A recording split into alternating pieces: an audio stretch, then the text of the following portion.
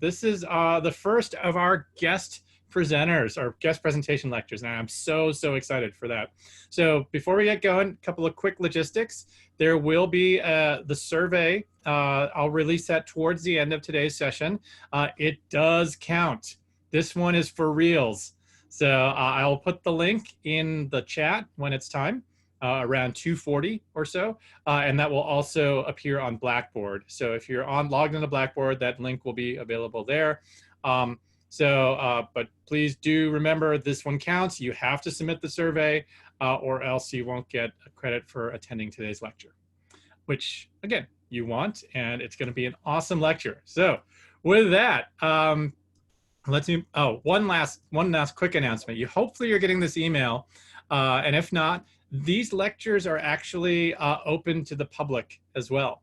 So you can share, we have a flyer that we have that highlights some today's speaker as well as some of the other speakers in upcoming weeks. You are welcome to share that with people. So if you have, classmates, particularly from other majors who might be interested in these topics, they are welcome to join. They just have to register through a form that's on that flyer sheet. All right, so share it broadly. We're trying to tell people how awesome electrical and computer engineers are. Okay, today's guest speaker is an engineer at Merck Research Laboratories, which is one of the largest pharmaceutical companies in the world, in case you didn't know that. She is a specialist in device development, creating innovative combination products to improve patients' lives. She also, a couple of years ago, started pursuing a PhD at Drexel in ECE, where she's researching machine learning models to predict users' responses to VR environments. But before all that, she studied medical device design and entrepreneurship as a Marshall Scholar at Imperial College London, where her research focused on wearable devices and sports injuries. The Marshall Scholarship, just so you know, is like a Rhodes Scholarship, except you can study anywhere in Britain, in the UK. So she's previously done extensive biomedical research, including work in transdermal drug delivery, we might hear a little bit about that, and medical device development at the University of Alabama at Birmingham. Her research and dedication to K-12 outreach for STEM education led her to being named a National Science Foundation Graduate Research Fellow, which is one of the most coveted graduate research fellowships. Here to present engineering vaccines at pandemic speed, please give it up for Ophelia Wells. Thank you so much, Dr. Kim, for that extremely kind introduction. And hi, everyone. Thank you so much for having me. I'm very excited to be here and engage with you all. I am also calling in from Montgomery County, Pennsylvania. So, hi to all of you who are in Montgomery County. Listen, today's talk it can be as informal as you would like it to be. I do encourage you, if you have questions, drop them in the chat. I am going to pull up and try to monitor as much as possible as we go. So let me pull up the chat window. All right, so here we go. Obviously, it's a little timely, right? Merck has recently announced that our coronavirus vaccine is entering phase 1 clinical trials. And there's a lot that goes into that. And so today I want to give you some background history on, how is this vaccine different? How is engineering, at the time in a pandemic different from normal vaccine development? And then also weave in some ways that you can think about your career in engineering as it relates to vaccines or the pharma industry in general. So definitely stay tuned and certainly please do pay attention. There's some interesting things hidden throughout the presentation. All right, so hopefully we won't have a lag here and we can advance. There we go. All right, we'll kick it off with a poll. I'm really curious if you had a superpower, which superpower would it be? So please do respond to the poll question. We'll give you about a minute and we'll have these results come in. So hopefully this can engage you a little bit, get a little creative.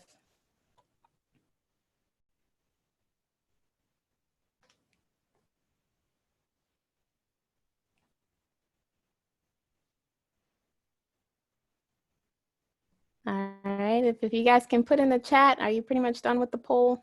Some of you still deciding on what superpower you want? 90% have voted.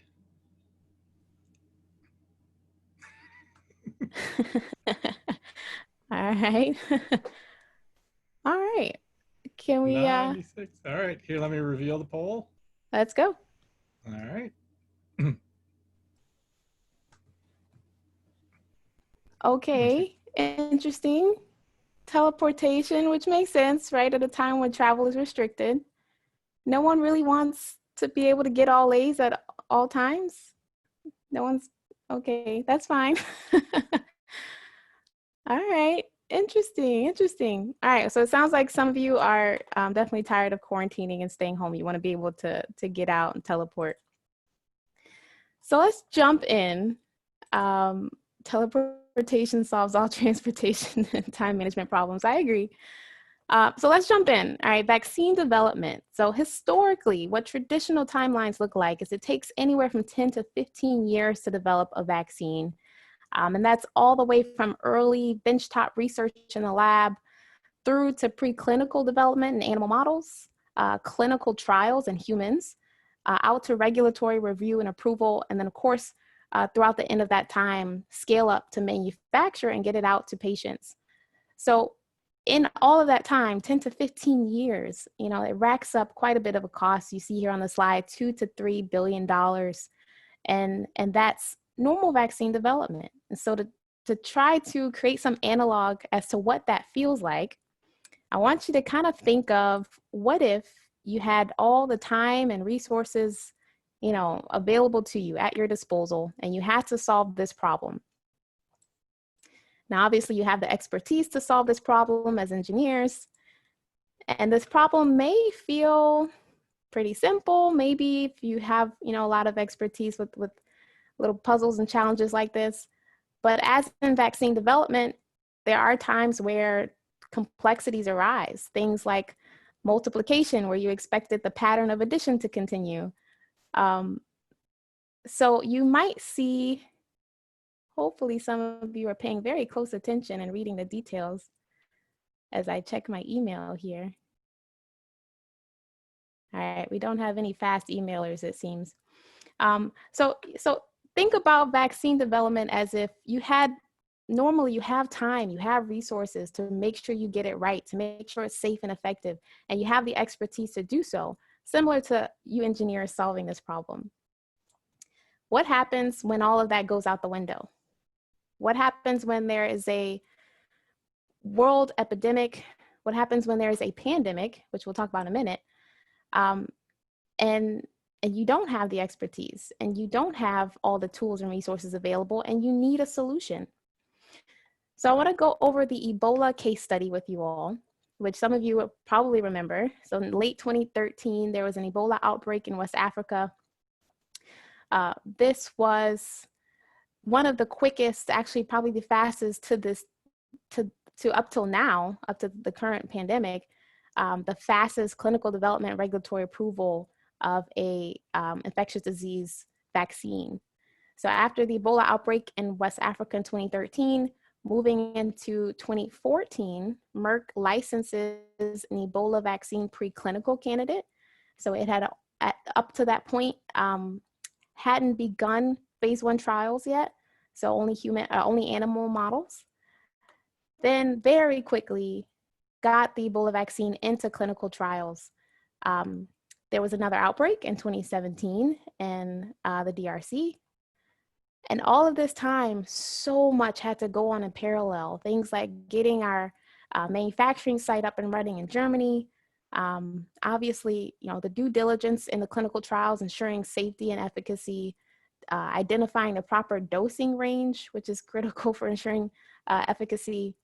So from 2013, an outbreak in West Africa, all the way until actually last year, where Merck, we received FDA and EU approval of our new Ebola vaccine.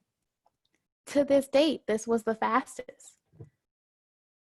So just take a minute, wrap your head around that, right? From an outbreak 6 years later, five or 6 years later, you have an approved vaccine to bring to market. But what you don't see in this timeline, which you'll see now, is actually decades prior, a group of researchers had been developing the Ebola vaccine preclinical candidate. So really, this still does take decades. So we were able to speed this up. Yes, 5 years to get something out in the market, but that's with a head start, and a significant head start of decades of research and due diligence work. So what is this like, right? Someone comes and says, we need a vaccine, we need a solution now, speed it up. Well, here's another analog. No instructions, just go. It's novel. I'm not going to tell you what to do. No one really knows what to do. It hasn't been seen before. But here's a problem. Here's a puzzle. Solve it. You got 10 seconds. Time's up. I hope you all got that. I'm seeing a lot of emails come through. So I will go after this and let you all know who the winners of the gift cards are. So that was fast, right? 10 seconds. You weren't given any instructions on how to solve that last puzzle. And we asked for a solution very quickly.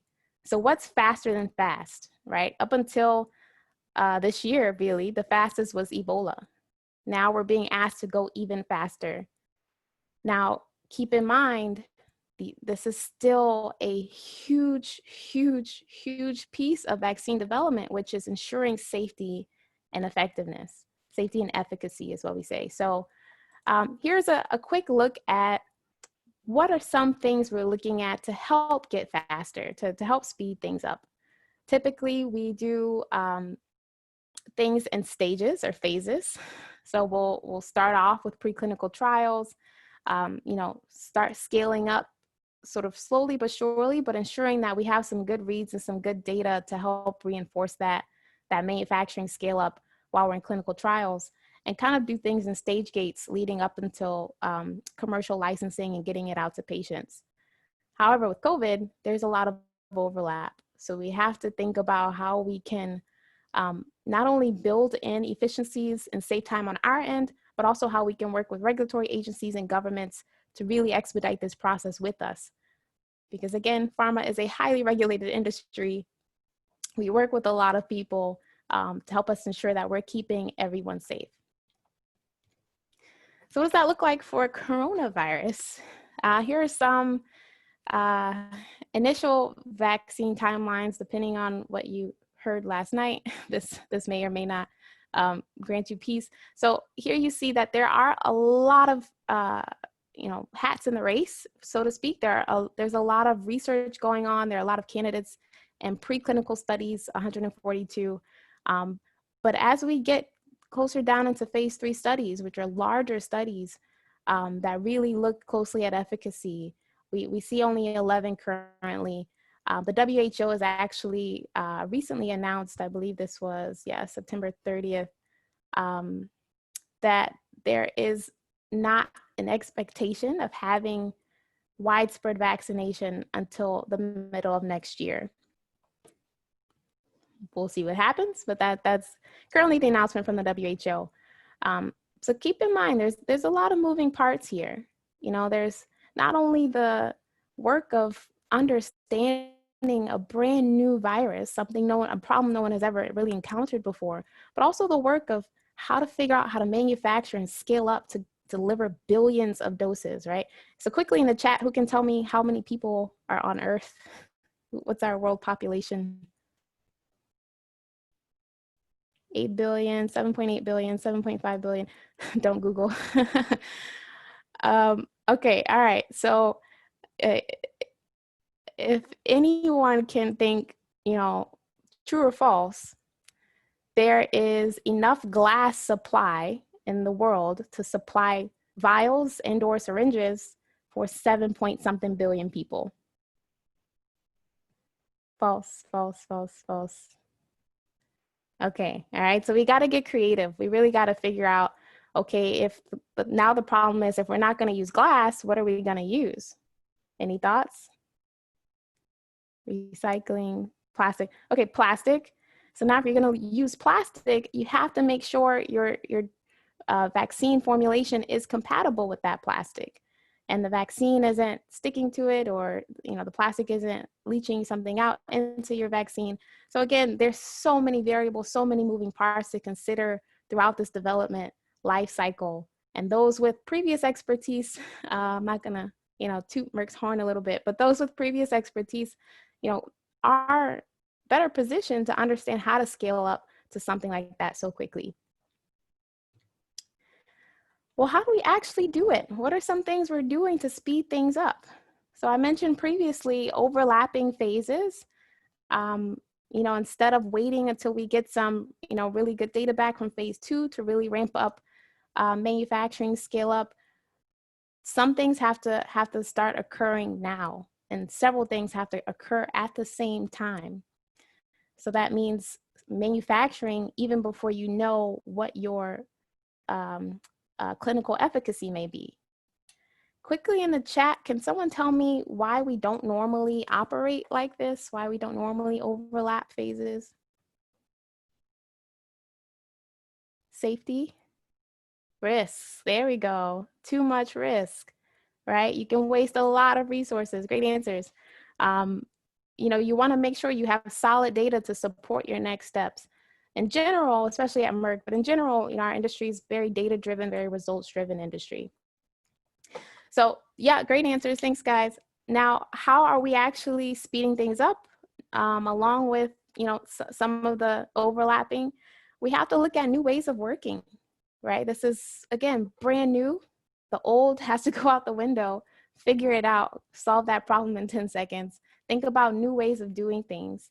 So some of that includes frequent communication with regulatory agencies, really working hand in hand with them, where maybe that didn't always happen before. Obviously there was communication, but to this extent, it's definitely different.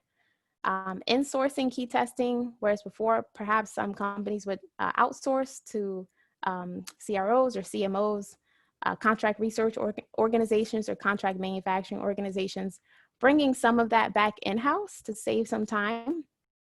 And then implementing new technologies for cross-functional collaboration. We're all quarantined, right? Travel is restricted for everyone. How do we work with our sites in the EU? How do we work with our sites, across the world? We have to figure out how to utilize technology to still get the work done. So one example is smart glasses you see here. So getting creative in how we can, again, work in new ways to help speed things up. So that takes us to our next poll. There we go. Dr. Kim, would you mind pulling that up? So if everyone could take another minute, check out this poll. Which trend will have the greatest impact on our lives next year? What are your thoughts?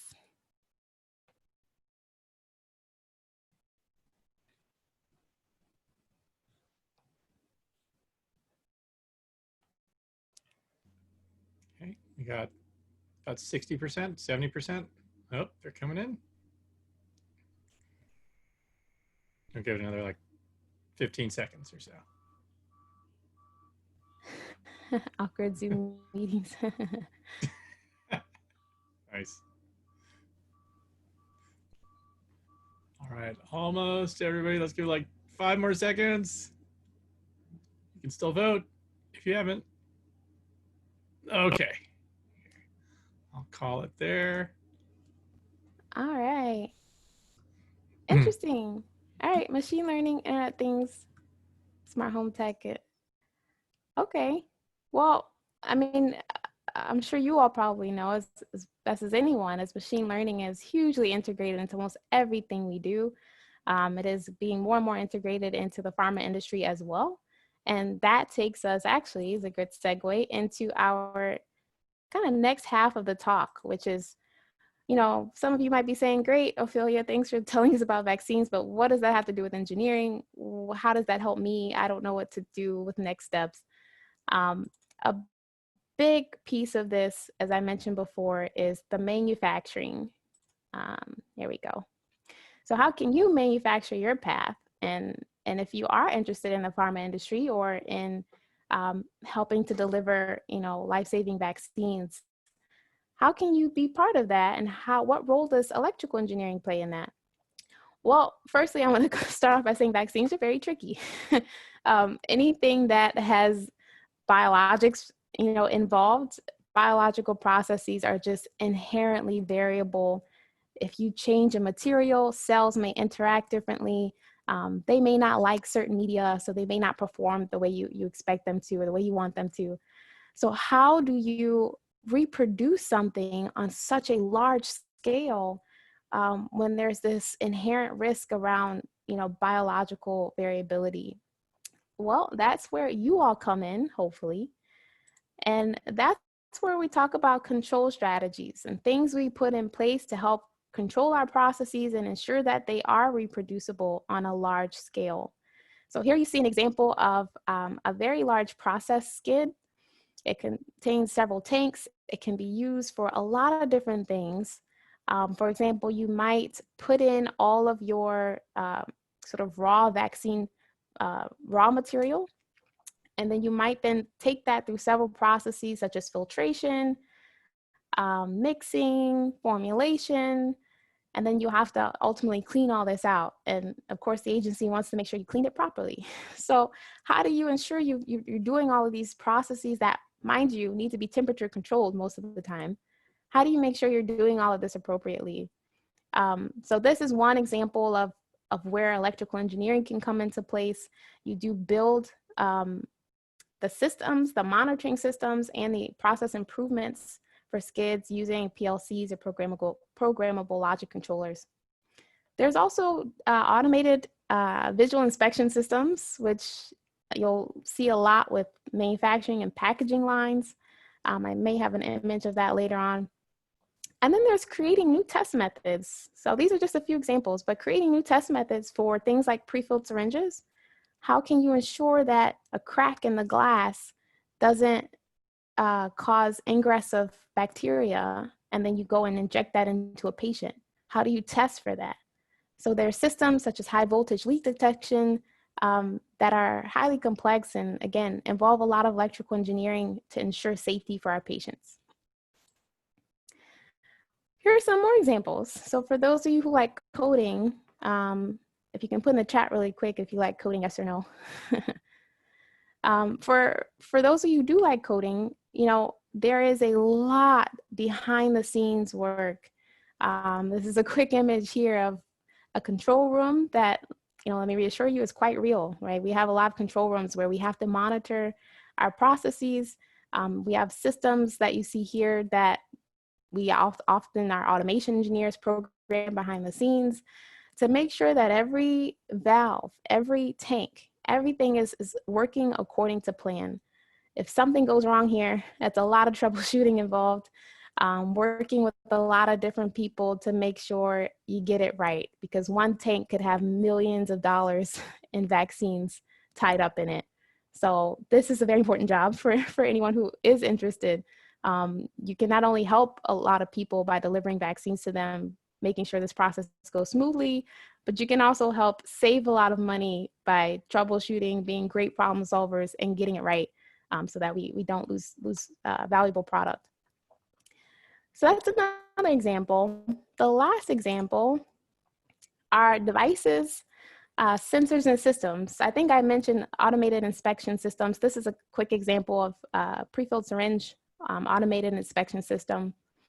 There's also devices, which is where I work, where we're looking at how can we build in new sort of smart capabilities, right? We talked about Internet of Things in the poll, into our devices, especially for clinical trials where we want to understand patient adherence, are patients actually using the device properly? There's so much that goes into that that's really important for collecting good data so that you know that what you developed works and again is effective. So these are a few examples of where electrical engineering comes into play, how you might get involved. And here's a quick look at some of the skills for these roles. So this is really jotted down, honestly, from open job positions that are currently open right now. So even if you're interested in internships, which are also open right now, some of the things you might want to look at if you're saying, hey, I think this is really interesting. what can I do to prepare myself to get there long term? Think about, picking up some of these skill sets throughout your journey. It can be a formal class. It can be an informal project on the side. Anything works. Just it's important that you think about how you can incorporate gaining some of these skill sets early on. And there are co-op positions at Merck too, yes, for those of you asking. Great questions.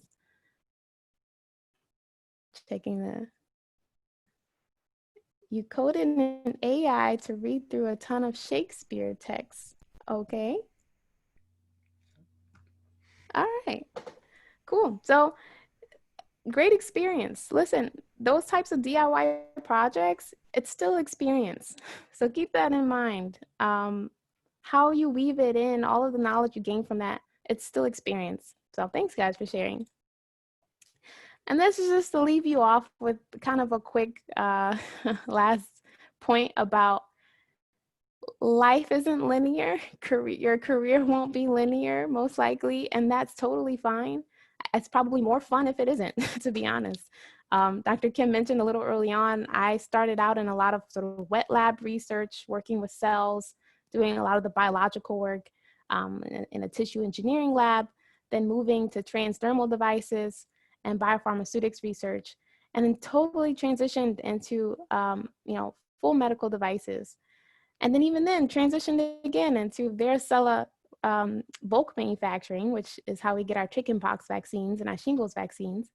So I did varicella bulk manufacturing for a while, and now I'm transitioning again back into devices, but on the vaccine side, and also back in school at Drexel. So there's a lot you can do. I sincerely encourage you all to not do like I did and get so stressed out about making sure I had a perfect track and that I was going towards, the one career that I would kind of set my sights on forever. There's so many opportunities. There's opportunities to change all the time. So please do keep that in mind.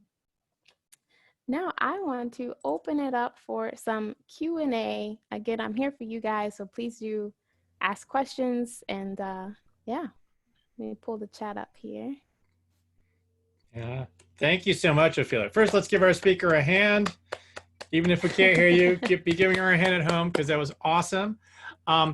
If you can ask your questions in the Q&A tab or the Q&A window as opposed to the messages, because the messages go by so fast. So I saved a couple, but so I'll channel some of our students here. There's a question that came in a while ago. What's the difference between an epidemic and a pandemic? The scale, yeah, the scale. So how many people it's affecting? Yeah. So, I mean, obviously, coronavirus is a pandemic and it's a huge scale. Was Ebola, I don't even know, was Ebola an epidemic or a pandemic? It was an epidemic. Okay. Yep. Because it was somewhat geographically contained. Yeah. Yep.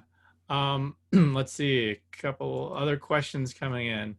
And then feel free to pick one if you want. Let's see, do workers in the phase sites get paid more due to the rush and dedicated time to coming up with a vaccine? I hope so. I can tell you that I certainly hope so. On our sites, our research sites, there are certainly many people who have not stopped working. Yeah, I have very many close friends who are, again, making sure we have our normal vaccines coming out, right? We still have to provide regular vaccines to the world on top of developing this brand new vaccine, on top of developing the other vaccines we were already developing. So there still is so much more work that is going on, and certainly people have been hard at work. I hope they do get some additional compensation for that. But unfortunately, I'm not certain on yes or no. Here's a good one. Can you explain, can you sort of talk about a day in your job or in your position? Ooh. What's a typical day? Okay, so I'll tell you about what my tomorrow is probably going to look like. I'm going to go into the lab. I'm going to make samples for particular testing. I won't spill the beans on what exactly, it's a little confidential, but I will go into the lab tomorrow, make samples for testing. Me personally, I lead a part of a vaccine program. Again, I don't want to spill too much, And so I'm responsible for making sure that we can get this vaccine all the way from preclinical studies through clinical trials and out to commercial launch, or what we call commercial launch, so out to the market, to our patients. So I have to work with so many different people along the way to ensure that we meet all of our regulatory requirements, we're meeting all of our testing requirements, gathering all the data we need to gather, collaborate with so many different people, from marketing to manufacturing to regulatory to quality. So I have the pleasure of getting to work with a lot of different people every single day, as well as doing some lab work. So that's kind of a day in my life for the most part. Here's one that's related, which is, let's see, do you still wear a lab coat at I work? do. And do I you have to do. do you have to wear it at all times? And safety goggles is another question. And yeah, so when I'm in the lab, full PPE, yeah, safety Okay. goggles, obviously mask, lab coat, gloves. Yeah. And then what do you do at lunch? Do you have to take them all Strip it off? all off. Yeah, go outside, come back in, do it all over again. Yeah. Let's see. Okay, other really interesting questions here. These are great questions. Keep them coming. Is Merck collaborating with the global community to speed up the development process, or is it kind of every company for itself, or every man for himself, or person? We do have many collaborations. So I won't speak for other companies, but what I'm seeing in general, and what you can probably see as well if you go online or look at the news, there's so many collaborations. There's Imperial College. There's actually obviously Oxford and AstraZeneca. We are collaborating with IAVI. There's so many collaborations. It's certainly not a sort of every person for themselves. I think everyone recognizes this is an all hands on deck kind of situation. So yeah, definitely collaboration is important. So for those who are like myself and was a stereotypical introverted engineer who didn't really like talking to people, I encourage you to kind of try to push yourself outside of your comfort zone and learn how to collaborate and talk and network with people. It's an extremely valuable skill set that you will always use. So great question. Thanks for asking that. Yeah. See, I'm going to try to collapse a couple of these questions. A lot of them are asking about just the vaccine process, not even for coronavirus, but for other diseases. Some are asking, are there other vaccines that are being created by your group or others at Merck? And then particularly for the flu, what's that process like? And how Ooh, is that, how does that compare to the coronavirus? I think I may have a photo. Here we go. So again, it depends on the type of vaccine. There are, for example, live virus vaccines that are very long processes just because they're highly biological. You're actually growing up cells. So things like MMR, things like your chickenpox vaccines, some flu vaccines are actually still made in eggs. So we're actually still incubating eggs. As you can see here, there's some complex processes behind the scenes here. This actually may be a video if any of you want to go search it on YouTube to see the full manufacturing process. Obviously, we all want to gain efficiency where possible. So there are definitely, things we're looking into to help speed up the process. We've learned so much already through the creation of the coronavirus vaccine that I'm sure will infiltrate other areas such as flu and other vaccines.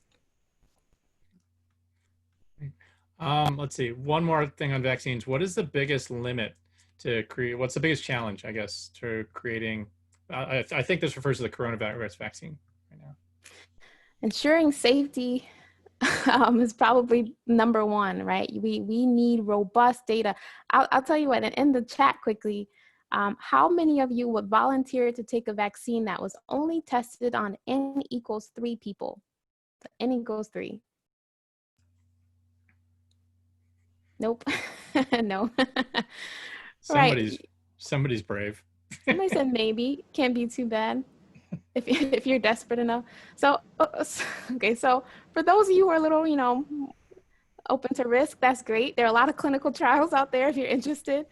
For those of you who are maybe a little less risk averse, it's very important that we prove that our our work, any of our products are extremely safe for use. That requires the collection of a lot of data. We do a lot of like background characterization work, even on the devices side.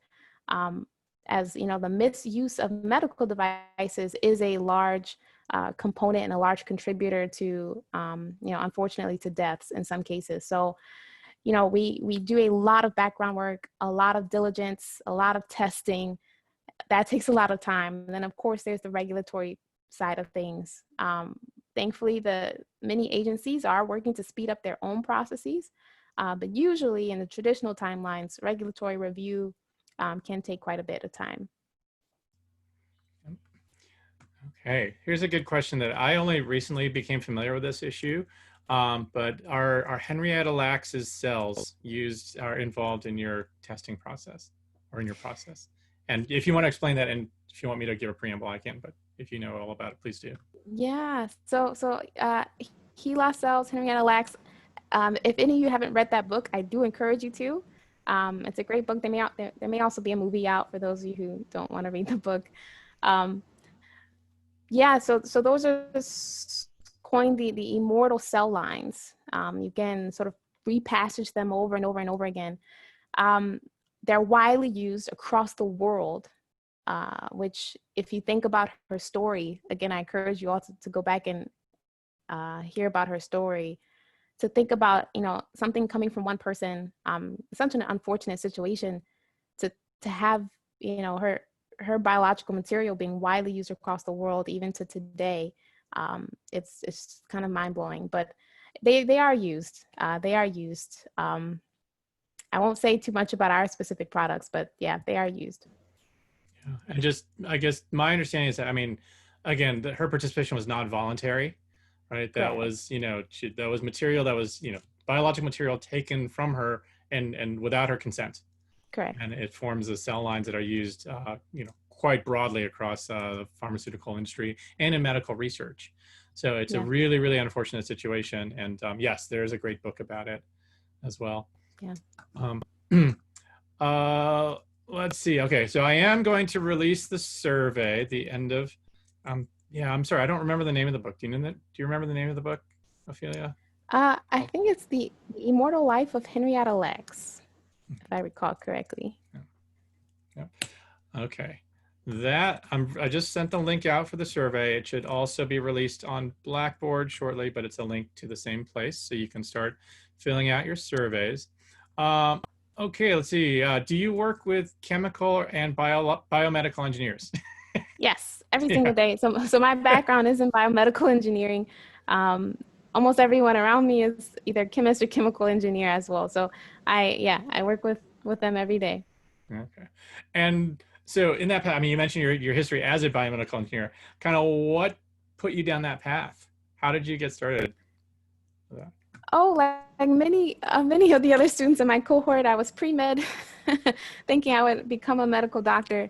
And then I actually started working with medical doctors and realized I was more interested in the devices they were using than the actual practice of medicine.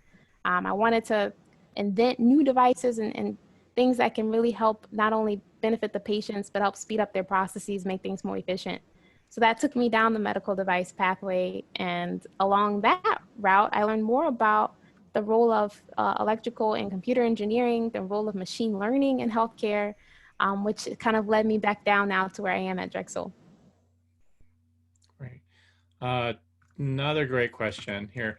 Engineers play a big part in helping treat or cure diseases. What are some of the roles we can play in preventative measures for diseases? Yes, I'm all about preventative measures as well. Um, there's so much. If you think about, again, I'm sorry, I'm going to speak from the device side, but there's so many other things. But on the device side, you know, there are new devices coming out every day that are seeking to help prevent diseases, that are seeking to help um, really make existing procedures more effective in what they're trying to accomplish to prevent complications. Um, there's a company called Stint Tech. I encourage you to check them out. Let me put it in the chat here. So this is one example of a company that's trying to help prevent complications that result in really unfortunate situations for patients using engineering and by designing a brand new device and new technology. So many different, um, you know, again, I'm being a little biased here. So I'm from Imperial College. That's where I did my last undergrad degree.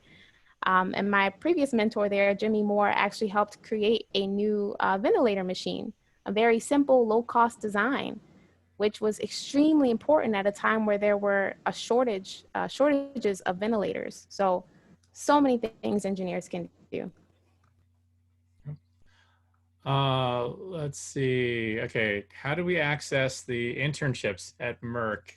I mean, I can answer that. I mean, so the things, the co-op office, right, at Drexel, SCDC, Steinbreit Center for Career Development, I think the development career, whatever, has, you know, through the co-op cycles, you get the listings of all open co-op positions. I am sure there are many that are listed through Merck, but I don't know, is there a particular pathway for internships in your division, Ophelia?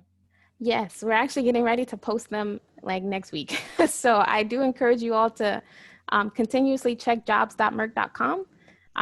Most of the time, internships are posted like starting September throughout November. But sometimes they get posted late. I actually interned at Merck many years ago, and my internship was posted, I think, in like January or February, and that was for a summer internship position. So please do keep checking because sometimes some are posted late, and we're hoping to post a co-op position as well. So jobs.merck.com. Great. All right. Oh my gosh, the questions keep coming in. Let's see. If a vaccine is developed for coronavirus, what is the difference between a vaccine for low-risk individuals versus high-risk individuals? Or is there a difference between vaccines? There is.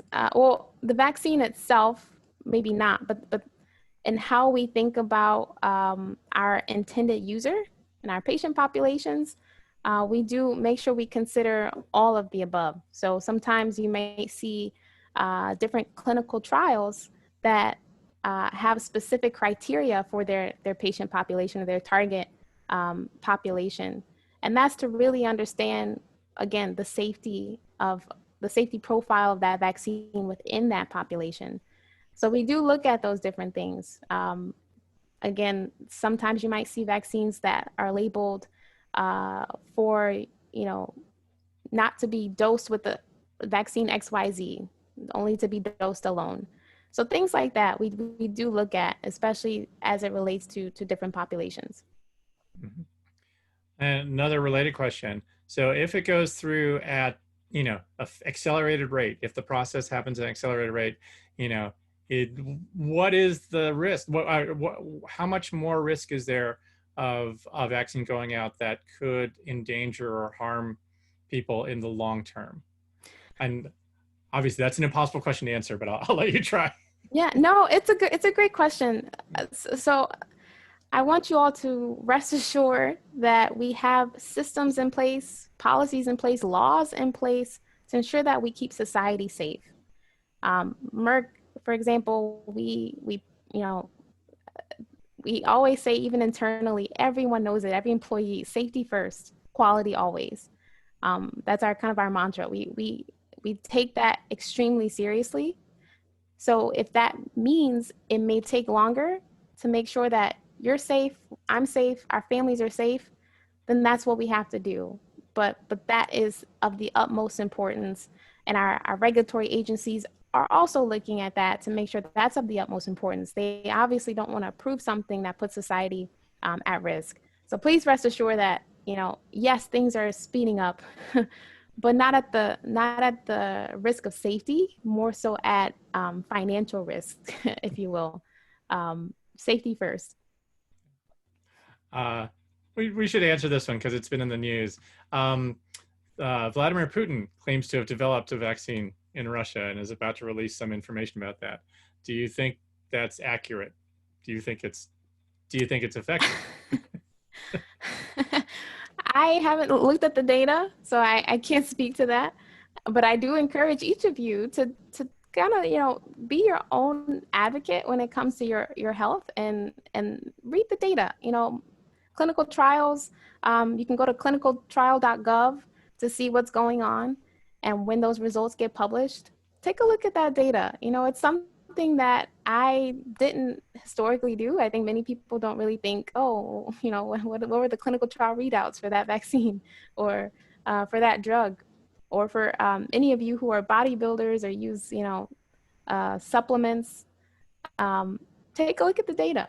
You know, I encourage you all to do that. So I won't speak to Russia, but I will say, you know, feel free to look at their data when it's published. Yeah, and I'll just add that, you know, there is an established process for this, right? And Merck is following it. All the other pharmaceuticals are following it as quickly as possible, right? There are enormous resources and energies and overtimes being put into this, right? And I think it's, you know, obviously look at the data, but the data will also tell you that it's very unlikely that someone has found a shortcut, right? That someone out there in the world, you know, whether it's in another country or any company, has found some sort of super fast shortcut to get there ahead of everybody else, right? It's just unlikely. And a great example of that is, you know, the AstraZeneca trials, which paused for a while. They heard of, you know, potential adverse event. So they paused. They completely paused to make sure that what they were doing was safe. I think they've probably concluded their investigation now. I'm not entirely sure, but I have seen reports that they have resumed their trials.